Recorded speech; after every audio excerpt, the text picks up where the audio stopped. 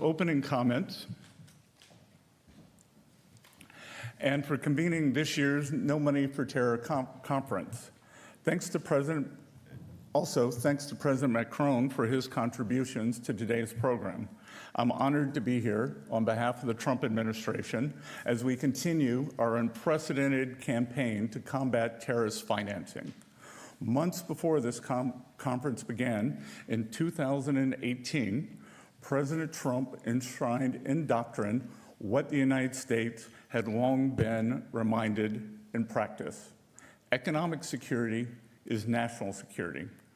Now in his second term, President Trump has restored this principle to its rightful place at the center of American strategy.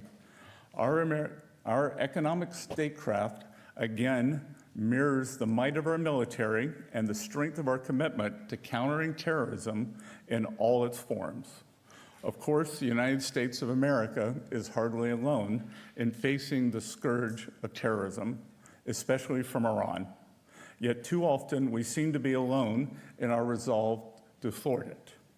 As President Trump brings renewed vigor and focus to this fight, crushing the threat of terrorism compels all of you to step up and join us in rooting out financing that sustains it, from shell companies that are embedded within Europe to shadow banking networks that lurk across the Middle East and drug cartels across the Western Hemisphere. For at their core, sanctions are not acts of aggression, they are instruments of peace. Their purpose is not to condemn nations or people to indefinite isolation, but to create the conditions that can hasten a change in behavior.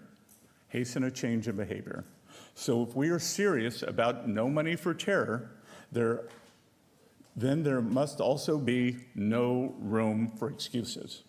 For our part, no adversary has felt the force of America's economic statecraft more ruinously than Iran. Through economic fury and the maximum pressure campaign we've restored at the offset of this administration just over 1 year ago, the United States has imposed a financial stranglehold on the world's leading state sponsor of terrorism. Treasury has deprived the Iranian regime of revenue for their weapons programs, terrorist proxies, and nuclear ambitions. We have disrupted tens of billions in the regime's projected oil revenue. We have taken actions to freeze nearly $500 million in regime-linked cryptocurrency and disrupted hundreds of billions in Iran's illicit financial flows. And we have intensified our crackdown on Tehran's shadow banking networks. As the regime confronts the wreckage of its military, Treasury will remain relentless in our pursuit to constrict the network of vessels, intermediaries, and buyers through which Iran exports both its oil and malevolence.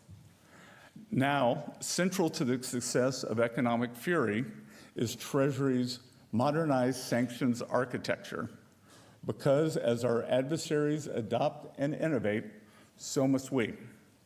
To sharpen national security outcomes, Treasury is tailoring our sanctions program for the 21st century. We are reviewing outdated and obsolete designations to help financial institutions focus on the most sophisticated terrorist financial sanctions evasion schemes. Sanctions should not linger so long that their intended effects create unintended consequences. The most effective actions are aggressive, targeted, with defined timelines to drive specific effects. Sanctions are meant to change behavior, not punish populations. Sanctions left in place for years with no visible and tangible changes in behavior can have generational impacts that are nearly impossible to predict. Any sanctions the U.S. Treasury deploys today are carefully monitored and adjusted to ensure that they achieve our specific objectives. That is the standard that President Trump has set, and it is the standard the Treasury will continue to uphold. We saw this with the President's historic actions with Syria, and we are witnessing it anew as the United States guides Venezuelans to prosperity following decades of repression. Our approach will maintain agility to maximum effectiveness as the United States targets the financial networks that enemy actors use to perpetrate terror. We trust that your participation here today reflects a readiness to stand with us in full.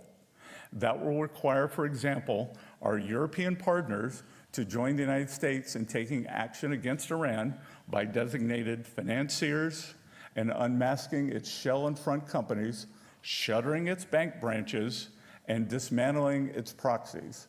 It will require those of you from the Middle East and Asia to root out Iran's shadow banking networks and networks of ship transportation obfuscation. And it will require our partners around the globe to respond with force to the array of terrorists that we face, from Hezbollah to the Sinaloa cartel. As threats move across boundaries, our unity of purpose must transcend every border. And in short, if you share our fury about Iran's destabilizing agenda, terrorists seeking to hold the global economy hostage, drug cartels poisoning our communities, and threats to innocent lives, then now is the time to join the United States in moving aggressively. Let us work together to translate the spirit of this conference into a commitment that endures well beyond it. Let us proceed with the recognition that peace is preserved not by sentiment alone, but by those willing to defend its foundations. And let us deny our adversaries the one thing on which they count most, that those of us assembled in this room will grow weary in our vigilance before they do. With that, I will now turn it back to our hosts so that we can begin with the first panel of today's meetings. Thank you, and enjoy today's conference.